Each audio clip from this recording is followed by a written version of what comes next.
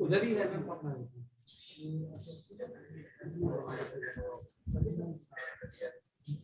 We are live, sir. So, good afternoon, everyone, and welcome to the second session of the EFSI seminar series. Today we have Orkodipto with us. So, Orkodipto is currently affiliated with Hong Kong University of Science and Technology. He works in the domain of the intersection of political economy and finance. He has already published in the top tier journals, so journals like Journal of Political Economy and Journal of Financial and Quantitative Analysis. So today he is going to present his working paper on political voice and mortgage market participation and evidence from minority disenfranchisement. So without further ado, okay, so let's start with the session. Over to you, Otto. Yeah. So thank you for having me present this work, and I'm looking forward to the comments. So at any point, if you have any questions, just please, I would very much appreciate if you can just unmute yourself and ask, if that is how it works here. But I would prefer if somebody just can unmute yourself, and just looking at the chat sometimes becomes a little bit distracting. So if you can just unmute yourself and ask, that would be great, but I'll monitor the chat as well. But yeah, so thank you again for having me here. So the paper that I'll be talking about today looks at the implications of having political voice in market participation in general, and I'll use the mortgage market setup as a way to answer this question, and this uses an event of minority disenfranchisement to answer this question. So the main motivation of the paper comes from the fact that the power to affect election outcomes or your right to vote is the gateway to a lot of benefits that one gets in life. So a lot of advancements in different aspects of life, because right to vote empowers individuals with political voice to draw resources towards themselves. Now, this can alter the physical and economic environment, and hence it affects economic decision-making of an economic agent. And this is very succinctly captured in Martin Luther's speech titled "Give Us the Ballot," where he says that so long as I do not firmly and irrevocably possess the right to vote, I do not possess myself. I cannot make up my mind. It is made up for me. I cannot live as a democratic citizen observing the laws I have helped to, the same laws that I have helped to enact. I can only submit to the edicit of the others. So this is broadly saying that the importance of the power to vote can have a lot of implication in the decision making of an agent. And consequently, there has been a lot of literature trying to study the impact of political enfranchisement, but primarily the literature have looked at the role of enfranchisement in public good provisions. However, the microeconomic evidence of the relationship between enfranchisement and individuals' decision making, that is, the way an individual having the power to vote, how that impacts their own decision making, is limited. For example, do agents respond to changes in voting rights through their economic and finance decisions? Can exclusion in the process of voting or from the process of participation in, say, the voting process would result in the exclusion from the markets in general? And we'll study financial markets in particular. And then again, like, to what extent can difference in voting rights across group like exacerbate existing inequalities between the different groups that there are? And further, what are the possible mechanisms through which exclusion from voting process can increase inequality? So this paper is an attempt to provide some form of answer to these questions, because answering this question or understanding the effects of voting rights can have a very immediate policy relevance, as well as we'll go ahead and see. So what do we do in this particular paper? We provide empirical evidence on the link between electoral disenfranchisement and economic decision making, that we study the relationship between the disenfranchisement or electoral disenfranchisement and how that affects individuals' decision making. we use it as a shock to the enfranchisement. We use the 2013 dilution of something called Voting Rights Act. So this acts as an exogenous variation in the voting rights of an individual. And using this dilution, we show a reduction in mortgage origination of Black Americans.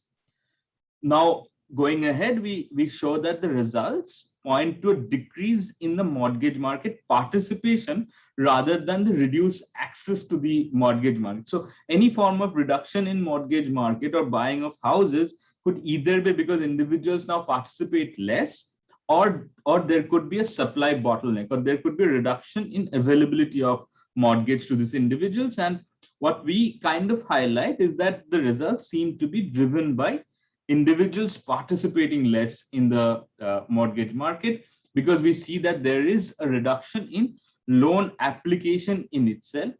However, we do not see any significant changes in the denial rate. So taken together, it seems that the effects is particularly driven by reduction in participation.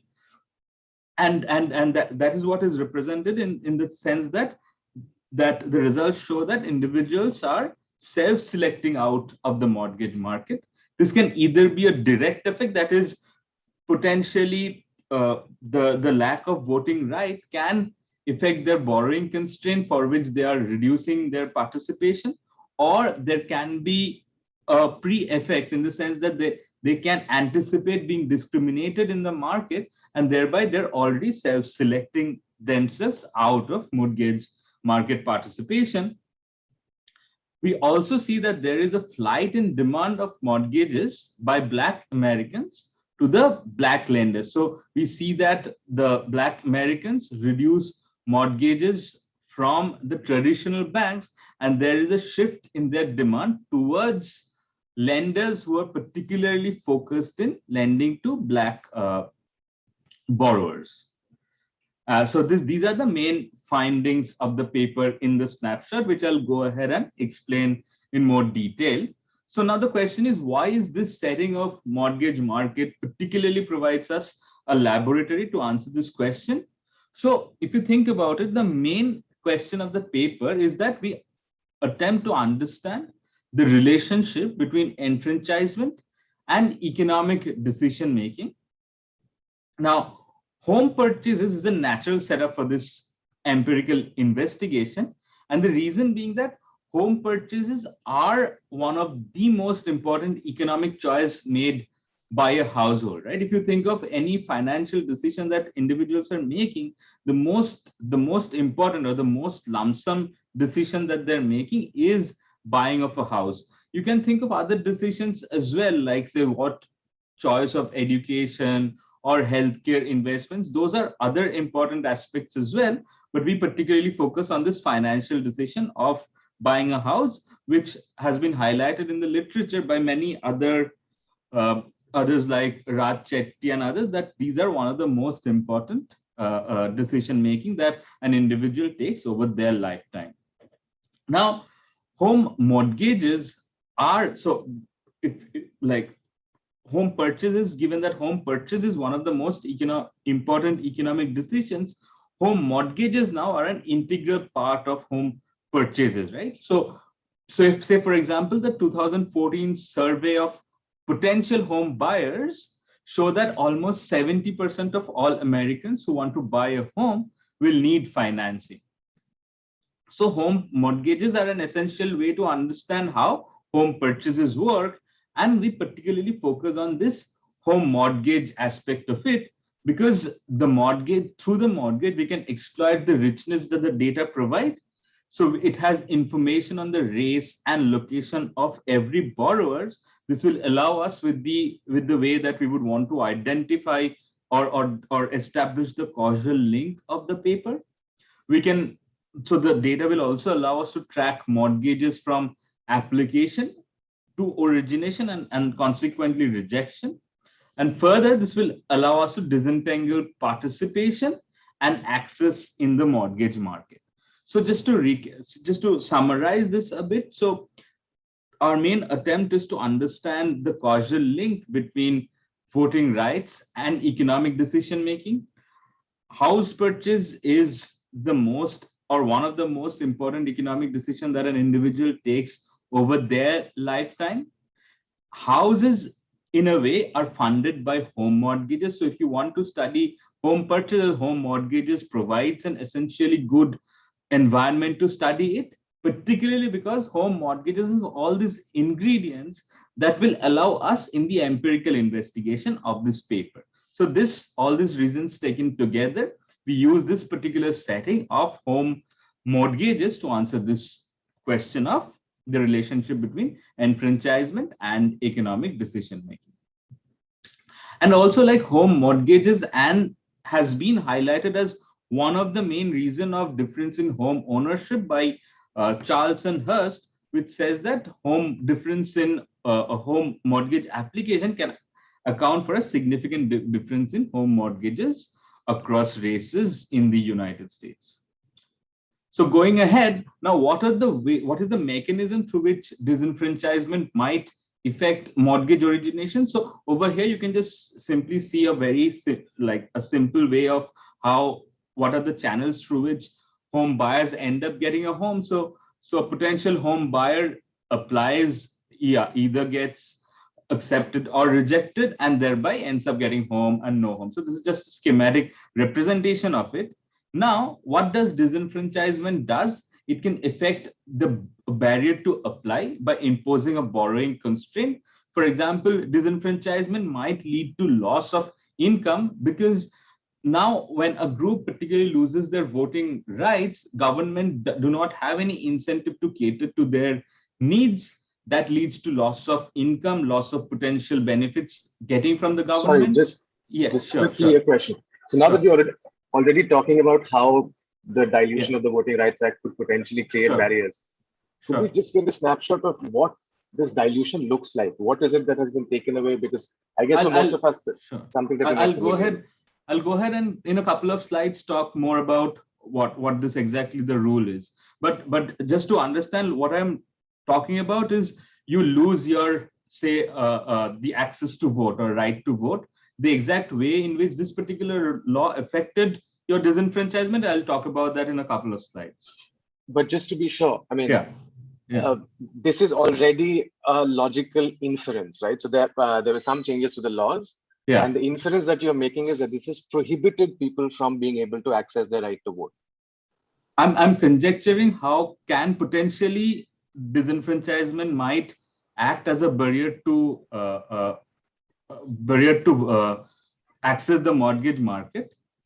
So for now, we are presuming that you're not able to vote for whatever reasons. Right. I'll go ahead and show you what exactly the law was, how that reduced voting, and what are the implications. Before, I'm just setting the economics of it to understand how potentially it can affect. Okay, so so disenfranchisement can provide a barrier to apply in the way that I was talking about. The next thing it can do is it can lead to a fear of rejection. If you are if you don't have the access to vote, there could potentially be a fact that you might be discriminated in the market. Like loss of voting can lead to potential discrimination, and that could also lead to not applying. And finally, there could be some form of migration that could also lead to reduced applying or reduced purchases of home. Now, so before going to the more detail, the overview of the remainder of the talk would be, I'll lay down some stylized fact. I lay down the institutional details about specifically the Voting Rights Act that I was asked, and then I'll talk about the empirical strategy and the results. So just to motivate the question, let me highlight 3 stylized facts just to motivate why I'm interested in this question. So there has been a significant difference in the home ownership rate between whites and blacks in the US.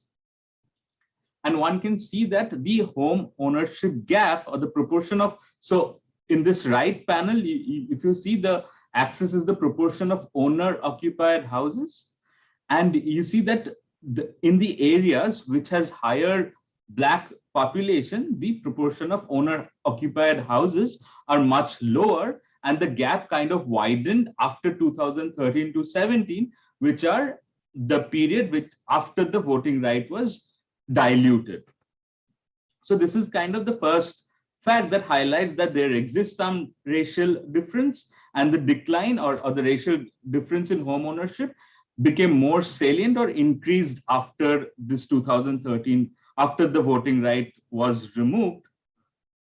The second is there is a relationship between cost of voting index and racial home ownership gap. So cost of voting index tells you how difficult is it for an individual to go ahead and vote. And if you relate that with what is the home ownership gap between the black and white in a particular region, you see a positive relationship. That is, more the cost of voting, higher is the racial home ownership gap. And if you see the R square of this relationship, it's higher in the southern states in US, where you would expect more discrimination happening. And this is the same thing that we're saying, that more the R square, the measure of racial harmony is also lower. So this is just telling you there is a relationship between cost of voting and home ownership gap. And finally, the cumulative loan to value ratio by race, you would see that blacks are more dependent on more home mortgages to buy a particular house. So these three are particularly the motivating facts about which is driving the empirical investigation of the paper, that cost of voting, whenever the cost of voting is high, the chances of having a bigger discrepancy in the home ownership is stronger, and consequently there is a higher home mortgages, which is one of the main determinant of the home ownership. Given the blacks are more reliant on that, it can further exacerbate the inequality that might be there. Now, again, as one would expect that this is just a correlation. Before we move on to the empirical challenge, sorry for butting in again. Yeah, sure. No, please, yeah. Wouldn't you expect all of these results for any other group that on average has lower income than whites? I mean, all of these results. In what Even sense? in terms of cost of voting. For instance, if the cost of voting for me is high, that would most likely mean that I come from, say, a economically disadvantaged section of society. All of the other results would just follow from that. That is what I would try, and that is the empirical challenge, that these are just motivating examples, right? You can come up with a lot of different alternative stories that this is coming just from economics, that if your voting is lower, you are marginalized in terms of economics, and that is just driving the result. And that is where the causal evidence breaks, right? And that is why I would need some form of shocks that is coming to the voting pattern, which this particular law will allow me to identify. Sure. I was just wondering, before we move on to the causal analysis, is if these, let's say the motivating evidence that you've shown would also hold up for, say, like the Latino community in the US. It will definitely. Okay. Right. Yeah. So this is not, so what I don't want to say is that this is anybody. So when somebody loses their voting behavior, it's not that blacks are the one who suffers. Anybody who loses their right to vote, they can potentially suffer. The paper that in US, particularly in that environment, historically, blacks were the most disenfranchised group, as you know, that like through the Civil War and so on. It was very recently in the 1960s that they got their voting rights. So the most debatable differences in the voting rights has been across races in US. So we particularly highlight on the racial aspect of it, but you're absolutely right that it can be true for any other community as well. And the paper, in our paper also, we highlight that the same thing can manifest in the Latino or Hispanic community as well, that when there's a loss of voting right, they can be asymmetrically affected. Does that kind of answer your question, Vatsalya? Yeah, sure. Thanks. Yeah. Okay. Cool. So just as I was saying, so all this relationship that you observe is just kind of a correlation, right? And these are just motivating, but are only suggestive that there is some relationship between cost of voting and home ownership. But as Vatsalya pointed out, this could be true for any other group, or it could be just a manifestation of some other economic things that are going on at the background. So first, what the challenge is, we need a variation in the cost of voting, right? So if the economics stays the same, there is some variation in the cost of voting that comes that will allow us to identify what happens when the right to vote goes away or your cost of voting increases. And the solution to this is what we use through this law of the repeal of Voting Rights Act. And I'll just talk in the next slide what exactly this Voting Rights Act was there. Now, you also need a comparable counterfactual, right? You need another similar area where this law was not repealed. And that is why we restrict the analysis to very similar bordering counties in US. One of those counties which lost their voting right, another of those counties which didn't lose any of the voting right. And you compare two bordering counties with the idea that these bordering counties would largely be similar in most of their unobservable characteristics. Observable, you can always go ahead and check yourself whether they're same or not. The next thing would be to disentangle participation versus access, and for which the data allows the data which has both application and origination will allow us to kind of disentangle that. And now let me move into the institutional details of Voting Rights Act. So this Voting Rights Act was initially given in 1965. So the growing racial disparity in US led to emergence of American Civil Rights Act, and thereby this Voting Rights Act was enacted. So there were many sections. Let me highlight the two important ones. Section 2 of VRA eliminated all forms of voting restrictions.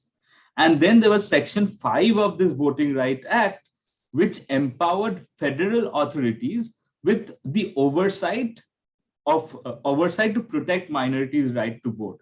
So what it means is that if any state wanted to pass any law which will go ahead and disenfranchise minorities, they needed the approval of the federal authority in order to pass that. And in most cases, federal authority would rule out those laws. So say many states where it was initially more discrimination used to happen, now after this law, they needed federal government to sanction whatever laws they wanted to pass, so that they could impose such cost. And this Section 5 thereby protected the minorities against this unjust laws that used to be passed. And this was called pre-clearance. So pre-clearance under Section 5 covered only a certain types of areas. So only a particular places which had a history of discrimination, that was covered under the Section 5, which happens to be the treatment group for the purpose of the empirical exercise, and the other places were not covered by the law, that would be the control states. Now, when President Lyndon Johnson was there in 1965, he kind of wanted the voting right to be the goddamnest toughest voting right, within quotes, to just directly quote him, because he wanted the right to be as strongly as possible to protect the rights of the minorities. Now, what happened in 2013 was that US Supreme Court ruled this Section 5 of this law to be unconstitutional. Now, what it meant was that now the states didn't require federal oversight to change any particular restriction to voting that they might want to impose. And this was kind of a broadly debated thing that was passed in the Supreme Court, because it was just passed by 5-4 ruling among the judges. So there were 9 judges, 5 ruled in favor of this to be unconstitutional, while 4 of the judges said that this is not, it should still be there in order to protect. And to quote one of the dissenting judge, Justice Ginsburg, she said that throwing out pre-clearance when it has worked and is continuing to work to stop discriminatory changes is like throwing out your umbrella in a rainstorm because you're not getting wet. And so there were very strong judgments which said that this needed to be protected. And there were this other set of judges who said that it's unconstitutional. The idea of this 5-4 ruling, which helps in our empirical investigation, is that it was not some law that was very widely anticipated that it will go away. It was not very widely expected that this is some dated law and it needs to be unconstitutional. That was not the case. It was quite debated and marginally passed in the Supreme Court. Now, what was the ramification of the repeal of VRA? Now, the removal of the protections provided under the Section 5 on the electoral process was rather very immediate. So within 24 hours of the ruling, Texas announced and passed strict photo identification law that had previously been rejected by the US Attorney General under the same pre-clearance law that Section 5 protected. So just within the same 24 hours, other states also followed the suits. So for example, North Carolina did many other things, like it curtailed early voting, eliminated same-day registrations, restricted pre-registration, ended annual voter registration drives, and many other things which particularly affected the minorities in general. Like it affected people in general, but minorities in particular. So there were other programs were also instated, like say cross-check programs, which used purging of voters. It means voters would be eliminated from the voting. So what happens in US is that if there is any suspected voters, they are eliminated from the voting roll. And many of the way of elimination was done by using based on their common last name. Now, common last name are more prevalent between, say, minorities or blacks, and thereby this cross-check program which was earlier banned under this Section 5, was reinstated by many of these particular states. Now, to quote the US Court of Appeals from one of the particular district using this very law, they said that the judge said that the new provisions targeted African Americans with almost surgical precision. So though this law on the face of it didn't state that we are going to impose specific constraint for a particular section of the society, but in the way that it was placed, it affected the African Americans or the Black Americans in a much more asymmetric way. And this is kind of reflected in this particular court. Yeah, Amlan, please. Just a clarificatory question. Sure. I didn't understand this purging by common last name. What does it mean exactly? If I have a common last name, I will be removed from the role. So the way that the purging was done is that, say, you can think of, say, you want to eliminate people whom there is some form of suspicion. Now, if there is, say, you are worried about there is some set of suspected voters, you would check whether the same name appears multiple different times. Now, the same name can appear multiple different times if you check by the common last name or so on.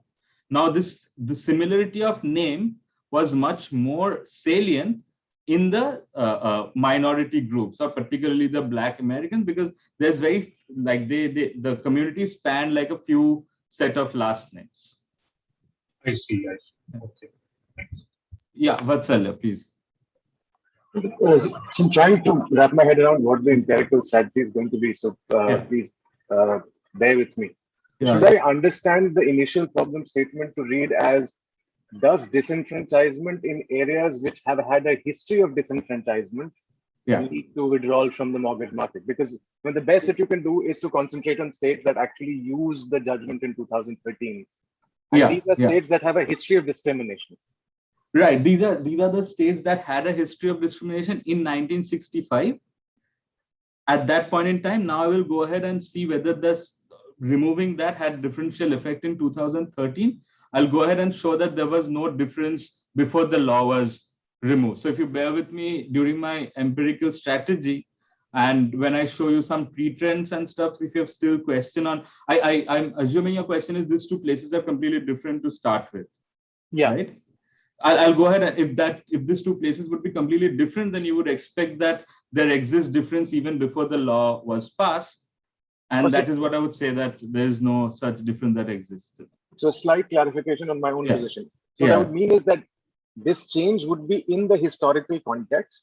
So maybe let's say that they were similar between 1965 and 2013.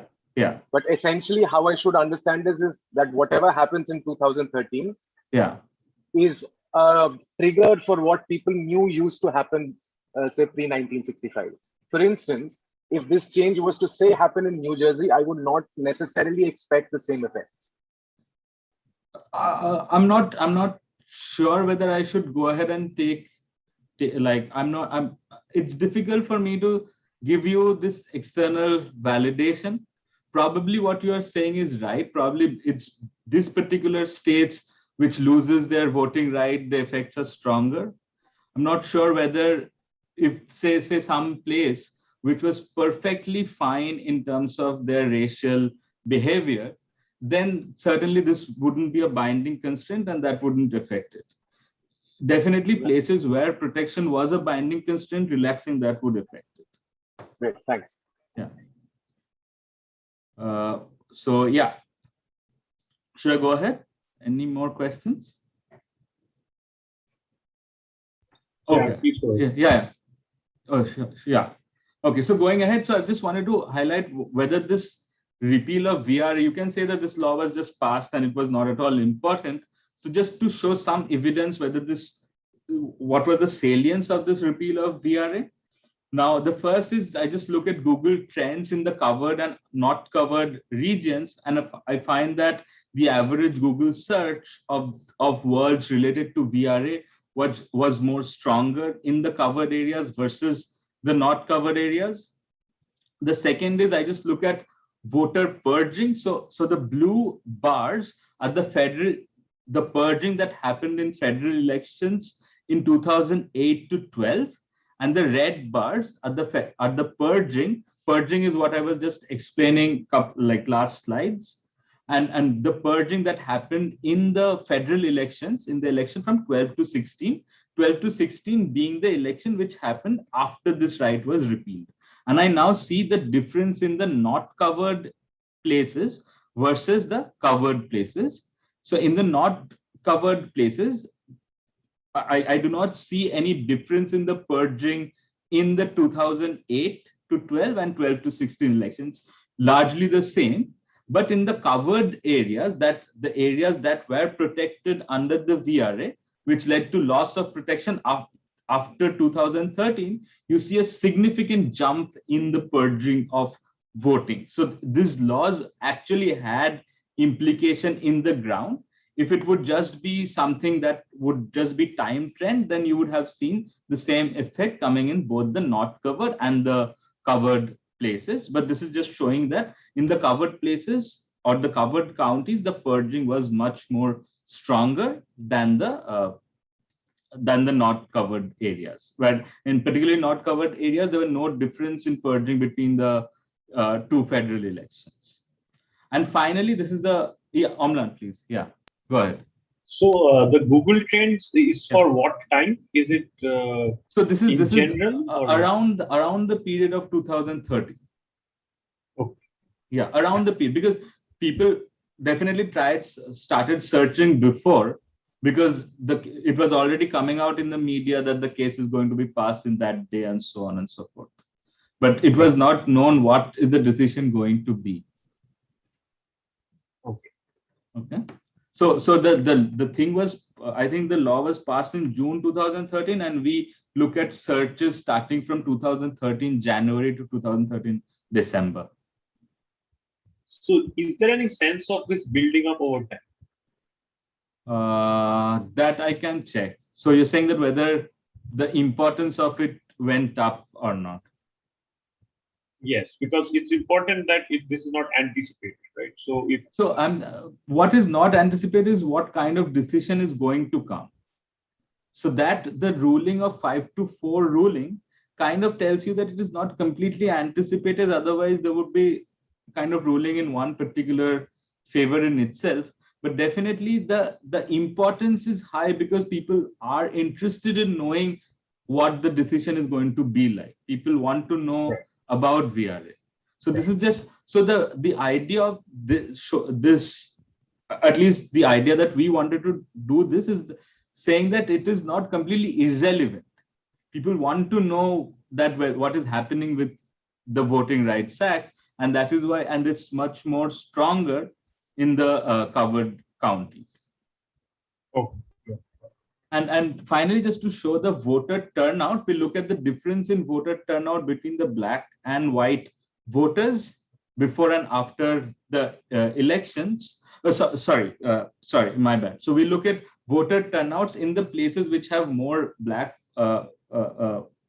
voters versus white voters and the difference in control and treated counties, and we show that the difference in black and white voters is much stronger in the 2016 elections, particularly for the covered counties so this is the only election that we have after the law was repealed. So these three taken together kind of tells us this VRA law, the repeal of it, had actual real ramifications on the ground, and it's not completely something that is irrelevant and what we are saying doesn't make any sense. So it says that it actually had what one would think that this is a relevant condition of saying that the voting right has it matters in their voting behavior to start with.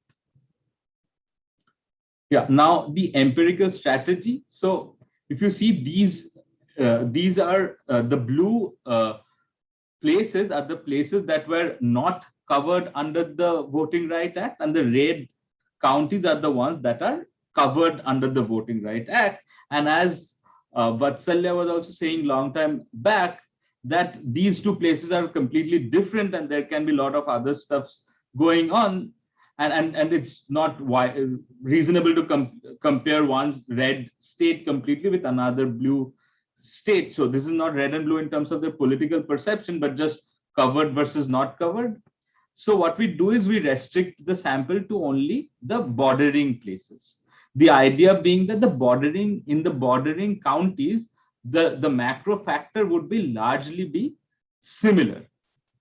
At least it would be more similar to than comparing the entire state to one versus the other. So it's largely similar in that sense. Okay. So in this particular, so we restrict our empirical analysis to these counties, with the red counties being, with the counties colored red would be the treated counties, that is the counties that are covered under the VRA, and thereby after this law was repealed, that led to a weakening of their voter right, and the blue was the one that is covered, that wasn't covered under the VRA. Okay. So yeah, and the primary data that we use is data from HMDA, which is the main source of like mortgage transaction data in US. It has data on the race of borrowers, amount of loan that was applied, application status, amount originated, and so on. Now, before going to the main analysis, let me just show you some trends across the years. So the blue dotted lines shows the difference in mortgage origination between treatment and control for particularly the white individuals, and the red shows the difference in the treatment and control for the black individuals, with the treatment being the treated counties and control being the control counties. And we can see that there is no as such difference before the law was repealed. And we see that after it was repealed, there was a larger decline in black borrowers, while the non-black borrowers, or largely the white borrowers, had very slightly declined, or it's kind of they're following the pattern. So I'll just go back to Vatsalya. Does that kind of answer the question that you had in mind, Vatsalya? In terms of the neighboring counties? In terms of the neighboring counties and in terms of the pre-trend patterns?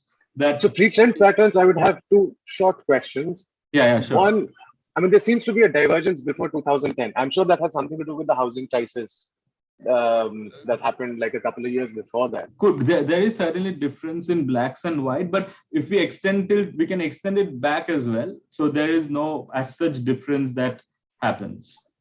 And the other thing would be, I mean, of course, there's an increase in divergence across whites and blacks post 2013. That seems to be quite clear. And the treated and control groups. Yeah, sure. Yeah. But there does also seem to be a depression in the white applications. Is there some macro factors that are driving this? No. White. See, you are not targeting the black in rules, right? There are laws being effective in place in case everybody is losing their voting right. It's just that the black individuals are being the most affected by it. If you are imposing very strict ID requirement, that is affecting many of the white voters as well, but it affects more the black voters. That is what I want to claim. I'm not saying that it will not. It's by definitionally not targeted to a race. So the effect in one, I wouldn't expect that there's no effect in the other race at all. But it will be asymmetrically much higher for the group which are more affected by it. True. So here then I would have another question. So the HMDA data has no income information of the applicant. There is income distribution as well. Right, because I mean, and this is just speculation, and feel free to move on to other things that you want to show. Because then I would speculate at this stage that given that there's also a decrease in the number of white applicants, as you mentioned that this law was not targeted at a race. You would again usually expect people at the bottom of the income pyramid to be suffering from this, whether they be black or be white. That's a good point. But what we find is that it is happening across the income distribution.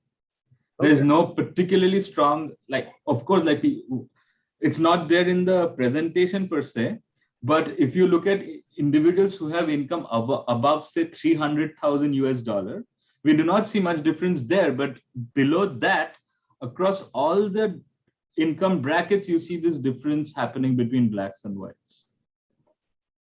Okay, sure. Thanks. No, go ahead, please.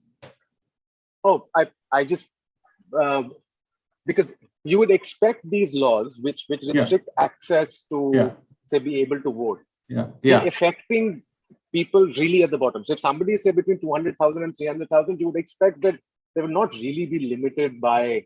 But the way that the law is getting affected, you say the purging law, it's not seeing your income, right? So anybody can in effect lose their right to vote. And when you're losing your right to vote, it's not potentially it's not affecting your income as such. I wouldn't expect somebody who is above 200,000 their income to be affected. But if there's a fear of getting discriminated in the market, they might as well drop off from the mortgage pool. Yeah, fair enough. Yeah. Please go ahead. Yeah. Okay. Cool. Thanks. So the left panel is just showing you the amount, and this is the right panel is showing you the number of mortgage origination. Now, so this was just the general trend and patterns of whites and blacks. Now going ahead, I wanted to particularly look at the regression specification, which is a more like I'll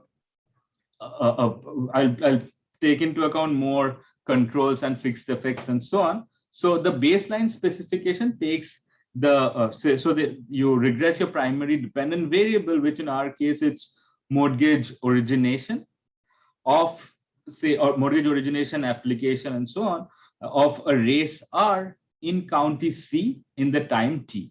And the main variable of interest is an interaction dummy of the black race interacted with the treated counties, interacted with the time dummy, which takes a value of 1 when it's after the voting right was repealed. So I call it post-Shelby because the entire repeal was done by a Shelby County Act. So this is like a triple difference specification that I'm trying to exploit. One difference is coming from in the treated counties between the black and white. The other difference is coming from between two individuals of the same race, but across two counties. And again, another difference that is coming is pre and post within the same race group. And that is why we are exploiting 3 different races to identify our effect. And that is what is being done by this multiple fixed effects that one is taking. So we are including a race cross county, a race cross time, and a county cross time fixed effects to particularly identify our beta coefficient to come from the differences that I just mentioned. And then I also do a dynamic specification to see if there's any difference before and after. So we do the same regression, but we do at each point in time. Now to go to the results. So this is our first. So I'll just stop back and Shudipto, can you tell me how much time do I have? So you have 10 minutes time. Okay, cool. So yeah, so the first result that I wanted to highlight was the result of mortgage origination. So the first set of columns says the total mortgage origination reduced by roughly around 14%. And this was both in home purchases and also refinancing of the homes. And this again is the mortgage origination and the dynamic trend. We see that there is no effect. So now it's the triple difference coefficient that we are plotting each year. We do not find any difference between the control treated and the black and white before the repeal of the law. But after the repeal, we see a sharp decline. So we see that the lending towards the black group decreases more compared to a white group, particularly in the treated states. So this is the mortgage origination. Now, what explained the decline in the mortgage? And we kind of hypothesize that this is coming from the reduced participation, which is manifested through the reduction in the application. So now our main dependent variable is the application in itself. So earlier it was the origination, now it's application. And we see kind of the same pattern in the application as well, that the application to start with is also going down. And again, we plot what is happening over time. We do not see any difference in application between black and white in the treated versus control county. So these are all the triple difference coefficients. And we see a decline after the law was repealed. So this again kind of suggests that it is already coming from individuals at least self-selecting themselves outside the mortgage market. And finally, is there any kind of reduction in the supply or in the access to capital, which we measure it through the denial rate? We run the same regression. However, we do not find any difference happening in the denial rate to start with. So we see that mostly individuals are self-selecting themselves out of the mortgage market, which is manifested through the reduction in the application of the loan. However, no reduction in the no changes in the denial rate to start with. Now we do a bunch of other robustness tests. One is just to see whether the results are spurious or not. I'll just not show you all these different robustness tests. So whether the results are just spurious or not by randomly distributing the treated and control groups and randomly distributing race, we do not find that.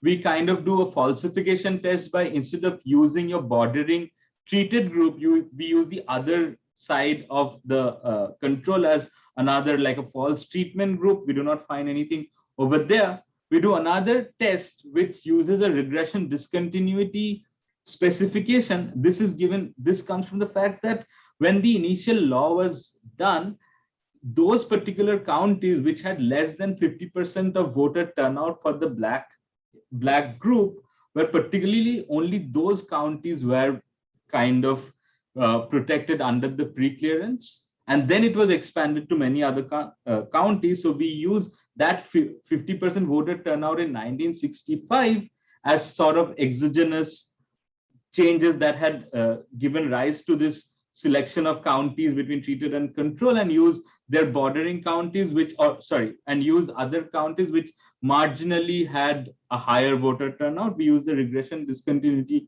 around that 50%. We look at other things as well. And this, like, one thing that I would wanted to highlight as well is going back to another question that I had, that is this particularly black group that I'm focusing. If I would have looked at other groups as well, which is say Hispanic, which is another minority group that could also potentially have been affected by this or asymmetrically affected by this removal of voting right, we do find the effect in Hispanic as well. We are kind of debating whether should we put the Hispanic in the front too, but given that the main debate of this voting right has been surrounding again around races, so we have kind of made the main focus of the question around races, but the results kind of are in line with the Hispanics as well. And finally, we do not find any particular effect on, say, other groups like, say, gender and so on. So these are kind of ways we try to provide evidence of, say, some robustness of the results. Yeah, Vatsalya. Right. So, I mean, one, it is good to know that the result holds for Hispanic, because the argument should also hold for them. Yeah, exactly. Second, I mean, you would expect some kind of belief updation within a community, right? So, for instance, if my reason for not approaching the formal mortgage market is the fear of being denied, and I repeatedly find out that people who have gone there have not been denied, right? Then you would expect over time that effect to dissipate. And initially, you had mentioned the second possible reason, which could be migration. Do you also have data on that? That the people just moved out of the area? We do not see any migration happening. Oh. Yeah, we do not see any kind of migration as one would have expected as well. Migration is slow moving, right? You have family ties, you have other things happening around your area. So you wouldn't expect migration to happen immediately. And what you are saying is also potentially right. I just don't know what is the ideal time of this belief updation to happen. Potentially over the long run, potentially individuals might come back to the market, or the fact that there's no denial happening is kind of the resultant fact that already individuals have self-selected out. If they would have, you don't know the counterfactual. Like as an individual, if I know somebody else is not getting denied, I don't know if I can go back, then I'll not be denied as well or not. But I see your point that there could potentially be a belief updation, which we, at least as of now, in this sample that we have, we are not seeing any sort of updation or them going back. But probably, like if I just go back to a graph, there is kind of a upward trend which might kind of, if I expand the sample, it might go back to zero in a more longer term. You'd also initially mentioned that people who are not accessing what would be considered the standard mortgage market are increasingly turning to black lenders. This is the next result that I would want to show. Please, I would be interested to see that. Yeah, so these are some mechanisms that I wanted to highlight, that potentially the income is going down, and as we are seeing that the income is going down for certain black groups, then there is some form of uncertainty channel that we see that black individuals are moving more towards the risk-free assets and reducing investment in the risky assets. And also we see an increase in the violence, particularly hate crimes against black groups, each of which can make your mortgages more risky. But I wouldn't want to spend too much time here, but I'll just go to, so there are other things that happen, but I'll go to, just to show briefly, because I got this question about the migration thing. We do not find particularly any increased migration happening for the counties which have higher black, or the zip codes that have higher black people after this law was repealed. So we do not see any effect in migration for a certain particular community. But yeah, going back to this point that I wanted to highlight is what is the importance of black lenders. So now the question is, do the borrowers just dropping off the pool, or they kind of are trying to search some other ways that they think can potentially not discriminate them, at least in expectation? And we kind of think of that there is some form of this channel driving of demand migration towards black lenders.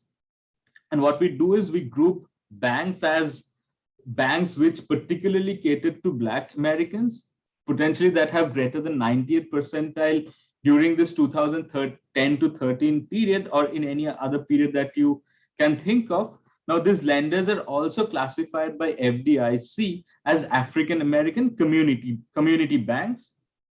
And these are some of the examples of those banks. And just to show you the results again, so the first four columns gives you the result for non-black lenders. As as was seen before, you see that the borrowing goes down in both quantities and numbers. However, if you see only the black lenders, you see a sharp rise in the amount of lending coming from the black lenders. That is, black borrowers are now borrowing more from the black lenders, which is again true for both the amounts and numbers. So we see, though there is a reduction in borrowing from the non-black lenders, we do find an increase in borrowing from the black lenders. So there's an this is what we call as some form of shifting that is happening from the non-black lenders to the black lenders. Yeah, so this would be the result. That is what I was talking about. Vatsala, do you have any point in mind? Yeah, this is interesting because I mean, you call them black lenders, but they're not necessarily banks run by blacks. No, these are not. But these are in many ways identified as community African American banks. So I don't know who the owners, the race of the owners, but FDIC classifies them as African American community banks. So here's a suggestion, which would be very interesting, and I'm not sure whether data for this exists or not. Because I mean, I for one say would be concerned about belief updation if the concern is only about being rejected. However, if the concern is the general increase in discrimination in the world around you, I would be concerned about the person that I'm dealing with when I go to the bank. So if these banks that are say thought of as African American community banks, on average, are likely to have I don't know what the official term, like a African American bank manager. More than ideally that is what we would have tried to check. Like probably even. So there is, like in my other works, I've shown in religious context that there is a shift in borrowing from like across religious discriminations. But here it's very difficult to get who the bank manager who was assigned to lending in this particular context. We are trying to get direct home like housing transactions data to see if there is some form of dyads that we can get in terms of lending and borrowing both the parties. But here it's very difficult to know who was the bank managers that was associated with this lending. And that is why we kind of use this African American community banks as a proxy for those banks that has a higher affinity to lend to African American communities or black communities. Here's another quick suggestion. Sure. So much of time. No, it's great. Yeah. So you would expect that in an environment like this, the extent of segregation within society would increase. And the segregation is not, again, so these are not say Jim Crow type of segregation. These are essentially self-segregation. You would expect that on average, if my likelihood of being in a segregated community is higher, I would like to buy, say, a house or a land in a community where largely the other people are from the same race. Right. Now, are these banks more likely to be to have a greater presence in those areas because of historically being considered African American communities? I'm just trying these to figure banks, out these banks you're saying, right? Yeah. It could potentially be, but the results that we are observing, we do not find any kind of differences within our treated group. We find similar effect across different cross-section of treated group based on the black share of population. We can dig a little bit deeper on that. We potentially thought of using historic redlining that was done in some ways to kind of provide some sense of cross-section with what you had in mind, right? Where there is some form of either Jim Crow kind of segregation or like some redlining which had a historic segregation, and you feel that like there is kind of in like a community-wide polarized thing happening. But yeah, potentially we can do that. But yeah, we wanted to focus just on the financial aspect of it. But you are right. We can see where exactly they're buying the houses, and actually we will potentially have the data because we are now trying to get the data on each housing transaction from Zillow. Yeah, that's great. That would be very interesting to see what you come up with. Thanks. Yeah, hopefully we get that. Yeah, but yeah, so just to conclude that, sorry, I'm already out of time, so I'll just conclude very fast. Like, we identify the effect of electoral disenfranchisement on mortgage decision. We also document an increase in within group cohesion manifested through the flight of demand to black lenders. Now the real effect again is manifested through home ownership. We see somewhat decline. These are very broad data, so you wouldn't expect the standard errors to be very well estimated, but we do see a broad decline in home ownership in the treated areas after this law. And the results, at least to our opinion, expands the understanding of the social and economic impact of changes in voting power. And finally, to conclude, like 50 years after the passage of Voting Rights Act, we think that the ballot still needs some protection, because one of the reasons that this law was repealed was said that 50 years of protection was enough. But we think that the result shows that 50 years of protection was still not enough, and one needs to have a further protection for it. Yeah, with that, I'll end the talk. Yeah, thank you for the comments. Hey, it was a great. Yes, Omlan, please go ahead. Yeah, Omlan, please. Yeah.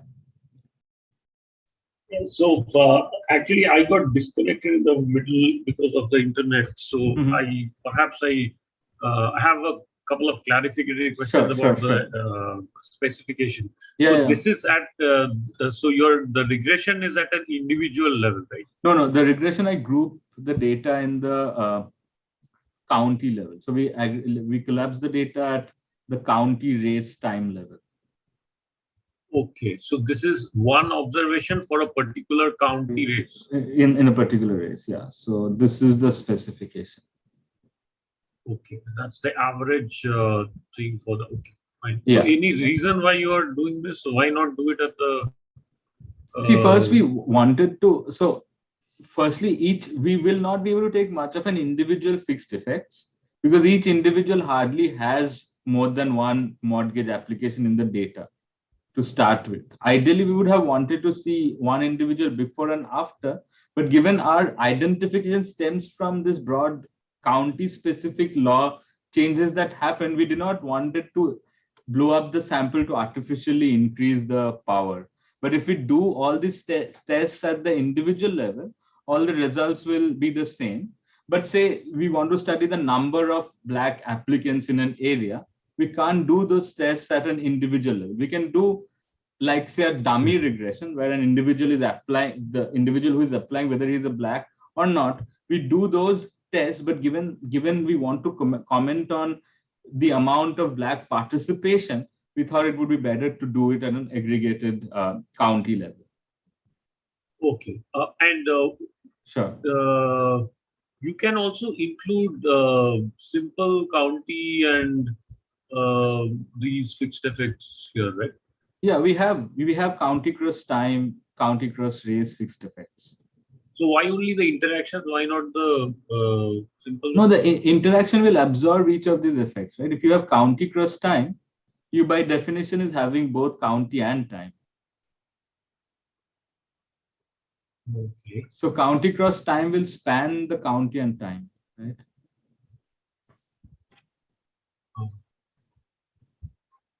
All right. One other thing that I was wondering about. So, so basically, what you find is people are self-selecting away from a certain kind of mortgage applications, right? Yeah, mortgage application in general. We still do not know which kind of application. We do not have much data there. We are seeing that they're running away from mortgage application in general. So, but they're going for more applications to those African American. Yeah. So the story of anticipating discrimination is, I guess that's what you would say. But this discrimination has perhaps not changed across the time of the intervention here, right? The Shelby versus Shelby. It could potentially change, because earlier, if you think of it, that there was a protection that was coming from the government, right? That now, given that you have lost the enfranchisement, the salience of being discriminated is much higher. Earlier, you could have some protections from the government. Now you, if you do not have that potential protection because you're no longer on the enfranchised group, then there is a reason to believe that you can get more disenfranchised. Like in many places, if you think that there is some group who can get discriminated or who potentially are likely to lose their voting rights, there is a general higher chances that that group gets marginalized. Right. So, which means that people would be, so we are sort of, so people would assume that if protection of voting rights is removed, yeah, protection of, say, people who are taking loans, that those rights will also be compromised, basically. Kind of. You can think in that way, probably. Do you have any sort of idea of what is creditor rights? Is there any change happening in terms of those laws, or even if there is, race-based discrimination? We see. Yeah, no, go ahead. Sorry. Yeah, so if that has been building up, so I'm just trying to think that is there any way people have started to anticipate that people who are lending might have more rights now? See, I don't know whether they could anticipate it before the law. At least to our knowledge, there was no law that was passed around this point in time. There was other thing that had happened that we do control for, but to our knowledge, there was no particular changes in the law that had any differential effect in the control and treated counties at that point in time. So you can expect that, like given that if you take a more, I see your point that probably you feel that, like a lender can come and grab my house more easily.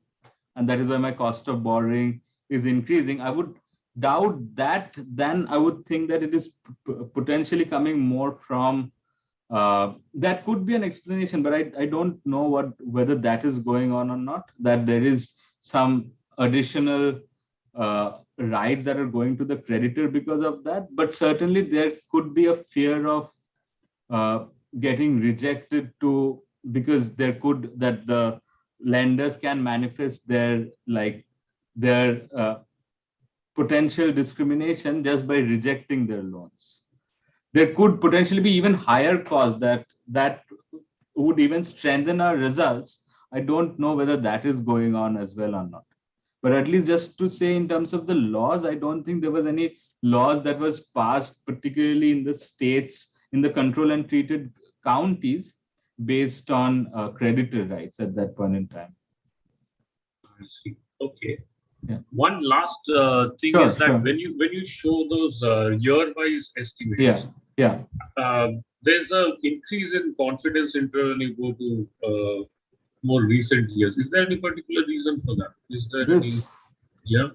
I'm not sure. Probably just the number of applicants going up as a whole.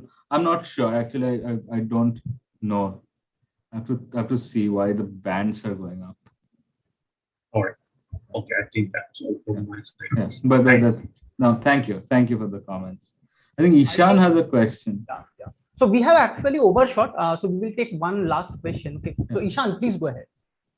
Hi, Shudipto. Thank you very much for this very interesting paper. I was just curious about one particular thing, which is basically I think you're making a case for a certain kind of economic ghettoization as well, right? In the sense that black voters moving towards black lenders, is that a kind of, Potentially, we do not see like ghetto in the real sense of its term because we are not seeing too much of physical migration happening. But it could be like a financial ghettoization. A financial ghettoization, an economic financial ghettoization of some kind. Some form of homophily driving the results. I mean, you gravitate towards your own people when you want money. Exactly. Rather than going to people of different kind.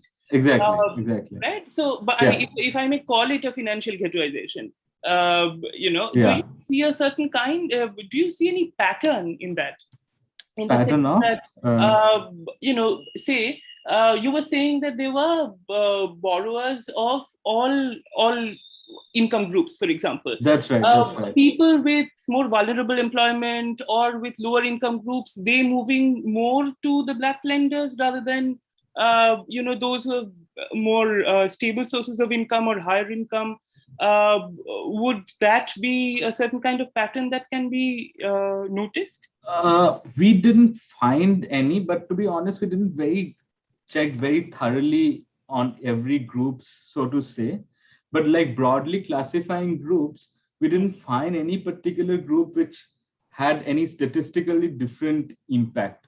We do find the effect kind of fizzles down higher up in the income bracket. But to say that any particular group was very strongly different from the other group, we cannot make statistical statement. In terms of just magnitude, the effect is slightly, you would say, lower in the higher income brackets, but still there is kind of a significant effect across the income margin. Right. Okay. And a second question, if I may, and it will be a very quick one. Sorry. No, I'm fine. I'm fine with all the questions that you have. It depends on whether you guys have time. And to make it very clear that I'm a historian, I'm not an economist. So I was just wondering from a completely different perspective, perhaps. So, I mean, any law, we see that any major law, whether it is passed by the legislature or major judicial proclamations that affect citizenship rights, they come with years of mobilization. And I mean, it's not just a technical thing, that a case comes up in a court of law and a major decision is taken. There is also on-ground mobilization for a very long period of time, and usually it is kind of seen as a certain kind of decline in relative strength of the marginalized. That has happened prior to these kinds of legislations or major judicial proclamations. You see, so basically, I was wondering whether you see, and of course, laws have very important effects, and it can lead to, sudden demoralization, a sudden sense of loss, and that is why, people might be demotivated to apply for loans, for example. But, I would expect, for example, a decline in the number of applications at a lower rate to have preceded the act as well, which only got sharpened, with the passage of the act. Do you see any of that? I think I saw a map, a graph where it actually showed that it was declining already. Most of the graphs we kind of say is kind of like there's no as such difference between blacks and whites, particularly if you think of these graphs. I think what you are saying would be, say, more salient in places which were expecting this kind of changes to happen. Now, the way that this law changed, and probably you'll know better than me, is that there was one case filed by one county, which is Shelby County. Now, given that in US, it's like a law by precedence that if one law gets passed in one area, all the other place has to implement it. So this Shelby County ruling, when it was passed in favor of the removal of this law, then all the other counties also got affected. And also, I think the reason that it was not completely anticipated was, if you think that there is a societal structural change happening, then you would have expected a unanimous vote to pass this law. Right. Yeah. We see that the law was passed just by 5-4. And I could show you a lot of articles during that time. It was not as if people knew this is what is going to happen. Like, for example, if we think of Brexit in US, Absolutely, yeah. In the UK, you mean? Yeah. In the UK, sorry. And I was there in UK at the time. Even I was there and I voted. Yeah, I also voted. Yeah, exactly. As a Commonwealth. Exactly. We could vote, right? Yeah. Even at that point in time, I was not expecting Brexit to go through. Yeah. Like I for a fact, like I'm digressing from here. The Brexit happened in, I think, September or something. Yeah, and probably, yeah. And I was supposed to get married in December. I wanted to send some money back home. I held it on, and then overnight I lost it fell. 15-20% of my money. Absolutely, What you're saying broadly is right, but in many instances probably that might not be the case when suddenly some unexpected changes happen. Well, thank you so much. Thanks. No, pleasure for the question, pleasure for all the questions. Thank you a lot. Thanks a lot for the questions. Hey, yes. So thanks, Orkodipta, for this wonderful presentation. No, pleasure. And hopefully the feedback will help you in increasing, the reach of your paper maybe, and hopefully it cuts through a very good journal. And also thanks to all the participants, for taking out your time and attending this webinar and giving your valuable feedback. I also have some questions, but in the interest of time, I think I will just hold it off, and maybe I will have an offline conversation with you. Yeah, definitely. Any point in time. Yeah. Okay. Please, Thank you. Thank you so much. Thank you, and wish you all a good weekend. Yeah. Thanks. Thank you.